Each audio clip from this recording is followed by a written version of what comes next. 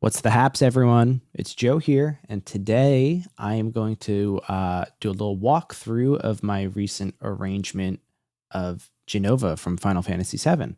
And I'm going to talk about some of my thought process into what goes into arranging a classic piece like that and giving it a new arrangement with a sort of different style. So let's just dig into it. So, first things first, if you haven't heard the original, it was originally in Final Fantasy VII back in the 90s, a long time ago. It sounds like this. You know, it's synthy. You've got brass, a little bit of strings, synth bass, fake drums.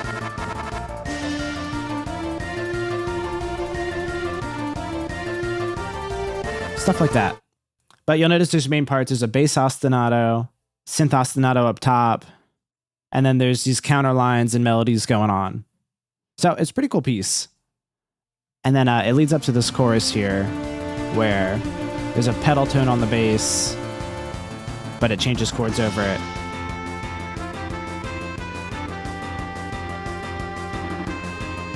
So pedals on F, even though you have different chords going on.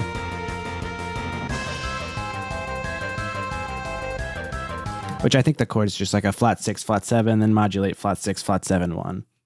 So it's pretty cool. First thing, the most probably iconic part of that is just the drums, right? So you've just got that 4 on the floor bass drum with that hi-hat ticking away like that. It's fast-paced. So for this, since I went for a more metal vibe, let me open this here. I'm using Get Good Drums, One Kit Wonder Modern Fusion. See if I can close the mixer.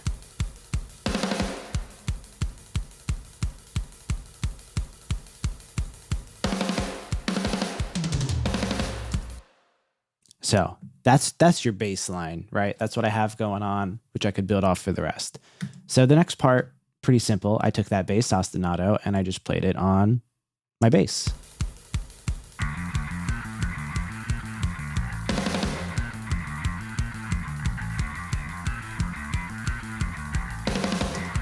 With the verses, I double that with guitar as well, just to make it feel metal. Helps. The other iconic part is that very beginning, you have the drums and you have that cascading down synth line. So I like orchestra in my metal, so I chose to use strings there.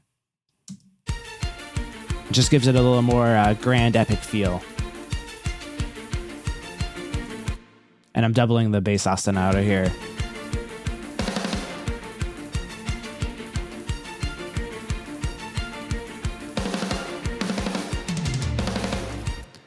And the last thing, there's brass stabs as well as like a brass sort of melody. So that is a color that I used on the guitar as well. So the guitar will play those hits as well as the melody, and I'll solo that with drums.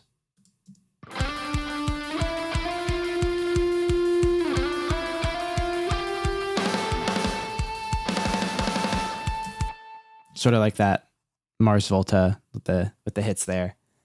Just gives it a heavy rock feel. There's some other parts filling stuff out, like synth pads. Wait till it plays. And it's just filling up a little space so it's not as empty. And then a string line doubling the melody was a fun addition too.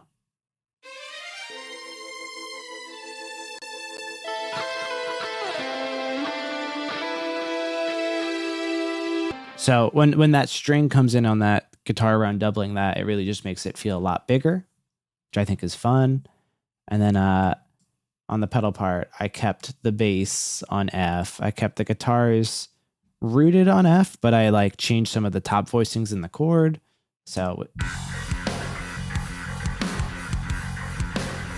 gave it a slightly different picking pattern just for fun.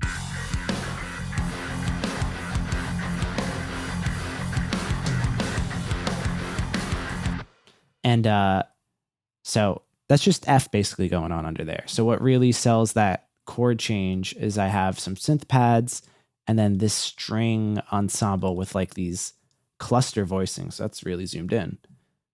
So I'll show that for you. And there's just like some really tense close voicings going on in here.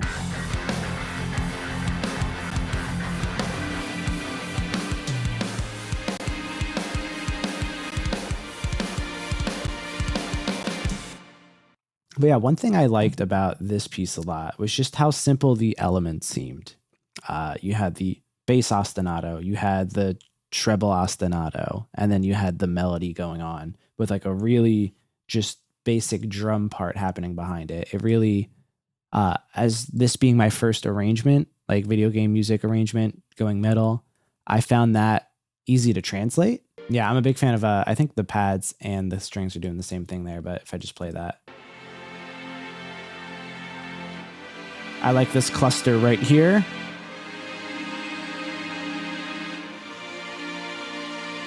Makes it feel really tense. So yeah, that's like the first half. I try to stay pretty true to the original and keep it like almost 1-to-1. You'll notice like the brass stabs. The original's here, right? The guitars are hitting those hits there, and then I have the two melodies in the lead.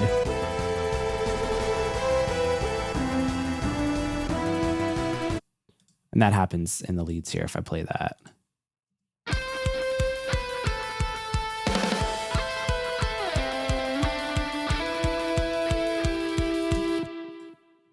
Yeah, so this whole first half, pretty 1-to-1. I just sort of tried to translate the elements that I thought would fit best into a metal thing. For the second half, I wanted to go a little crazier with it. So I did like an entirely, because there's two choices here, right? We did the first half. I could end it there. It'd be like a minute-long cover. That's kind of boring. I could just do it again, which also is kind of boring. So I wanted to really try something different for the second half, and I went for this like sort of gentler kind of rendition. So you get the true to the original in the first half, and then the second half, it really sort of breaks down.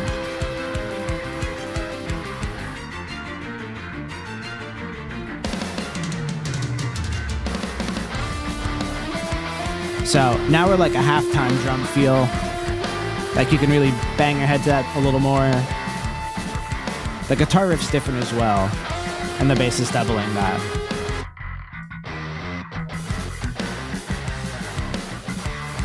It feels heavy. So, and the melody stays the same there. So I didn't just randomly write a rhythm guitar riff under that. So what I tried to do, and this is like the best thing you can do, I think, in video game music, film music, or like really any music, is use what you already have.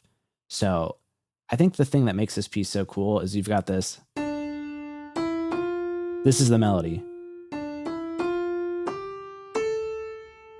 It's just. And then there's a variation. The second half it does.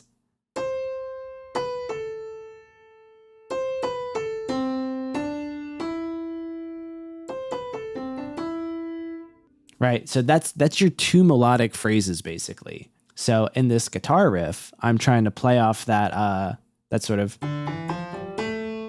by doing a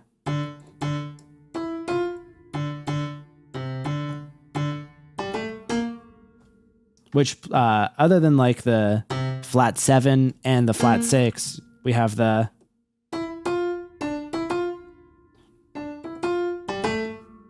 right?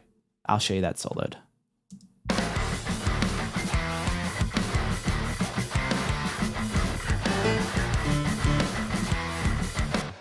I'm using the same notes basically as the melody has sort of another variation. And just something a little different here just to change it up. A little run. Same thing on F now.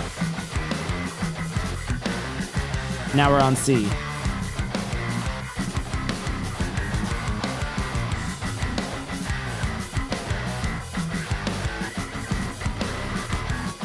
And again, that's just another rhythmically mutated version of.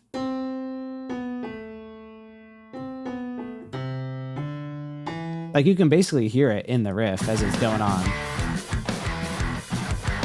And just sort of filling up the space rhythmically with stuff.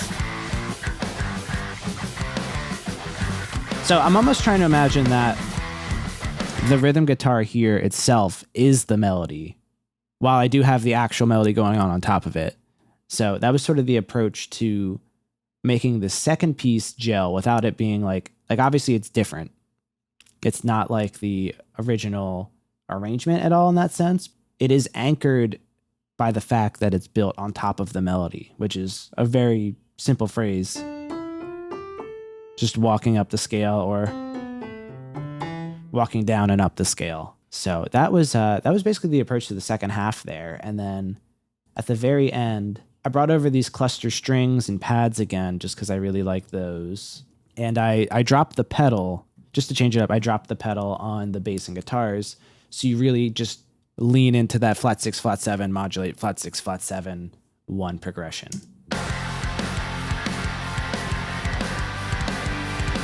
And it just sort of lifts it up. Now that the bass is joining, you know, the bass is picking it up.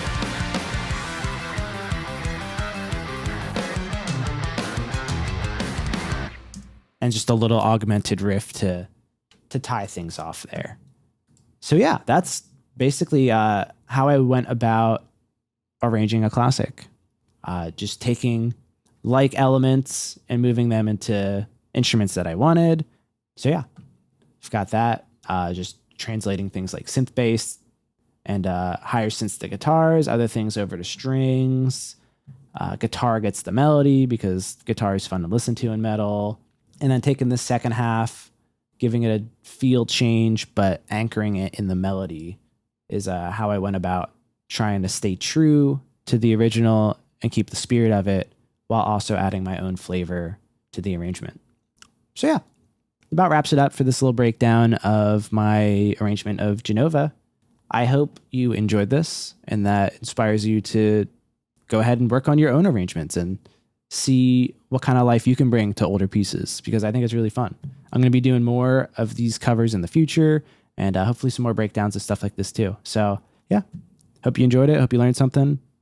Definitely subscribe if you haven't. Check out the video if you haven't. Yeah, I'll see you next time. Thanks, y'all.